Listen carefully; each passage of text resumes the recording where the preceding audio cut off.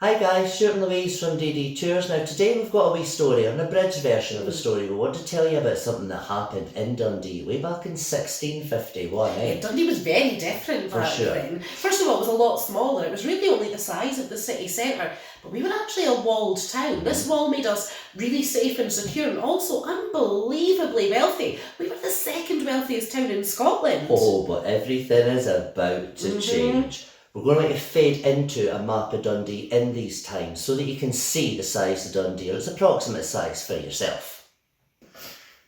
Now you'll see on this map the town walls of Dundee are actually represented by the grey line that borders the town, and you can also probably see there's a couple of ports there as well. Now on the very left hand side, as you're looking at it on this map, just next to the wall and next to where the shoreline is, that's actually where the DCA currently is. Now the wall would have went up roughly along the line of where today's South Tay Street is, up to the Argyle or Westport, along following roughly the line of Bank Street along to the east side of town, where you can see on the map is the Cowgate Port, almost where the Wisher Archway you can still see standing today. You can see Castle Hill almost dead centre, down by the shoreline. That's actually now what we know as Castle Street, heading down to what was the shore at that time. All of these things, for the most part anyway, are gone, with the exception of St Mary's Church and Steeple, which is actually the main location for this story. Anyway, that's enough of looking at that map just now, because remember I told you earlier, everything's about to change. In 1651, and down in England, Oliver Cromwell has taken control, which is a whole different matter in and of itself. But up in Scotland, he actually needs towns like Dundee to acquiesce and bend the knee. But we're hearing they know what, are we? Oh no, so he actually sends up an army, headed by General Monck, who's got a reputation for being really brutal and bloodthirsty, doesn't he? And when he gets to Dundee asking us to surrender, our Governor Lumsden actually refuses to surrender twice to him. What followed was a 6-day siege at both the east and the west ports of Dundee, before, on the 1st of September 1651, Monck and his men gained entry to this town, and what happened next was chaos. Now, Governor Lumsden only has a few remaining soldiers left. They need to make a last stand and attempt to defend the town. Actually go to St Mary's Tower, or the old steeple for this, up on the first floor, which is now the antiquities room. Right. It's actually represented by the big rose window, the round window that you can actually see from outside the steeple itself, 46 foot up. That's a mini stairs, by the way. You can actually come on our tours and see some of this stuff for yourself, including the stuff inside the old steeple. Yeah, you can come up and see this window where Lumsden and his men smash the glass out because they're taking these pot shots at the soldiers down on the streets below. Now, this rose window is actually a lot bigger than it looks. It sure is. Actually, as a wee aside, there's a window very similar to this one embedded in the ground up at Balgay Park. There was actually a fire in the city churches in 1841, of which only the steeple survived.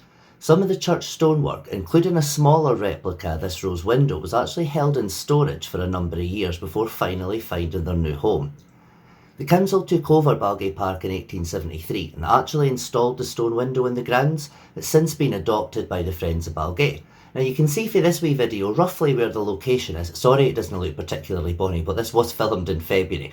If you want to see it with flowers and stuff in it, pop up in the spring or the summer. Now the easiest way to get to it is by coming in through the Blackness or the Pentland entrance. It's literally about 60 yards or so along that path. There is conflicting information out there about whether this is the rose window from the siege or not, but you can kind of see this one's not the same size as the one Louise was standing at, so we're not totally convinced. It's more likely this stonework came from the remains of the burned down churches. So there you go, now you know. But let's get back to the drama. So Lumsden and his men making their final stand. Meanwhile, Monck, he's in the town of Dundee. He's actually staying with the Duke of Monmouth's house, not far from the steeple. Actually where the Overgate Centre currently is. Now you might not be able to see this picture behind us at all, but this is currently where the Overgate Centre is. This wee bitty up here was the Duke of Monmouth and the Duchess of Monmouth's house. And this wee tower, just on my right hand side here, yours as you're looking at it, was known locally as Monk's Tower. It's been a couple of days, so Monck thinks they've had enough time, they're taking too long to come out, sets a fire at the bottom of that steeple and smokes Lumsden and his men out of there. Actually use things like damp straw and green willow bark, because when they're set alight they produce a very, very thick smoke, and it was doing its job. These guys were almost dying of smoke inhalation, so they decided instead of making that last stand, let's go down the stairs outside and surrender. Lumsden was murdered, beheaded, and then there was a garrison of English soldiers that remained here in Dundee for 9 years after that. One.